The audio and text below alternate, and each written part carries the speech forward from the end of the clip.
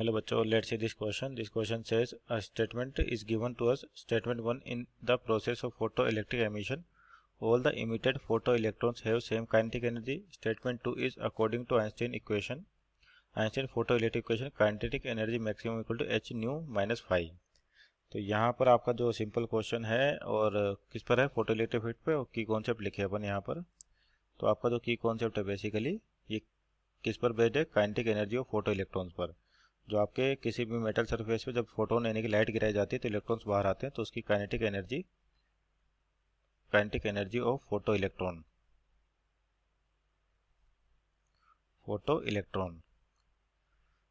तो होता क्या है कि जैसे यहाँ पर देखें आपके पास स्टेटमेंट वाइज कि फोटो इलेक्ट्रिक देखें कि आपके पास इस तरह से एक वैक्यूम ट्यूब होती है और यहाँ पर एक एमिटर प्लेट रखी होती है जिस पर लाइट गिराई जाती है, और उस फ्रिक्वेंसी की लाइट गिराई जाती है जिससे फोटो इलेक्ट्रॉन्स बाहर आए।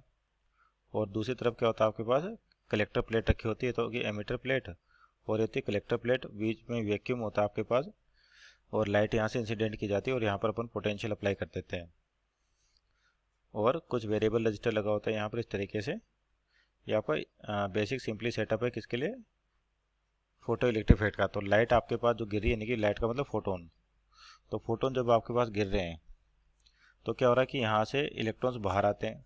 अब इलेक्ट्रॉन्स जो बाहर आ रहे हैं तो इनके पास जो इनकी वेलोसिटी है, ये किसी की कम होती है किसी की ज़्यादा होती है, डिपेंड करता है एनर्जी ऑफ इंसिडेंट फोटोन पर। तो यहाँ पर जो एनर्जी वेलोसिटी डिफरेंट है तो काइनेटिक एनर्जी सभी की भी क्या होती है, सेम होती है, डिफरेंट होती है। तो काइनेटिक एनर्जी क्या होती है, डिफरेंट होती है। और कहाँ से कहाँ तक हो सकती है इसको भी समझे अपन, डिफरेंट होती है आपके पास। जैसे मान लेते हैं ये आपका इमिटर प्लेट है, तो इस मेटल प्लेट का कोई ना कोई वर्क फंक्शन होता है, और ये भी एक तरह से एनर्जी, इसकी वैल्यू होती है H F note. F note होती है थ्रेशोल्ड फ्रिक्वेंसी। तो अब मान लेते हैं यहाँ पर जैसे लाइट का फोटोन यानी कि फोटोन गिर रहे इस तरीके से, तो क्या होता है कि मान लेते हैं इलेक्ट्रॉन्स बाहर आ रहे हैं।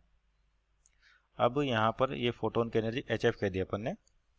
तो अगर मान लो कोई भी एनर्जी का लॉस नहीं होता, यानी कि जितनी एनर्जी फोटोन की गिरी किसी भी फोटोन की, उसको एक इलेक्ट्रॉन ने लिया और जितनी वर्क फंक्शन के बराबर एनर्जी है वो खत्म हुई, और बाकी एनर्जी के साथ अगर इलेक्ट्रॉन बाहर आ जाता है तो इस समय इसकी वेलोसिटी मैक्सिमम होगी। तो इस समय इसकी जो काइनेटिक एनर्जी है वो भी क्या होगी, मैक्सिमम होगी। अगर मान लेते जो एनर्जी ऑफ इंसिडेंट फोटोन है वर्क फंक्शन के बराबर, तो आपका इलेक्ट्रॉन रिजेक्ट होगा, लेकिन उसकी वेलोसिटी क्या होगी, जीरो। तो आपके पास वेलोसिटी जितनी इलेक्ट्रॉन कभी सरफेस से बाहर नहीं आएगा।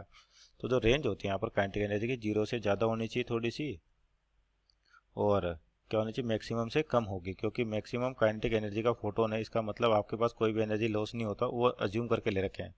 अगर मान लिया आपका इलेक्ट्रॉन ये है और ये फोटोन एनर्जी लेता है, तो इंटरनल कोलिजन होंगे आपके पास, सरफेस से भी अगर कोई चीज़ बाहर जाती है तो उसके कारण भी एनर्जी का लॉस होता है, तो कभी भी मैक्सिमम काइनेटिक एनर्जी का फोटोन आपको नहीं मिलेगा। तो अगर मान लो कोई लॉस नहीं होता तो आइंस्टीन इक्वेशन क्या होता है आपके पास, जो के मैक्स होता है ये होता है आपके पास एनर्जी ऑफ फोटोन, और केवल किसको माइनस करें, वर्क फंक्शन को। तो यहाँ पे स्टेटमेंट चेक करते हैं। स्टेटमेंट 1 क्या कह रही है अपने पास कि in the process photo electric mission all the photo electrons have save kinetic energy, तो गलत हो गया।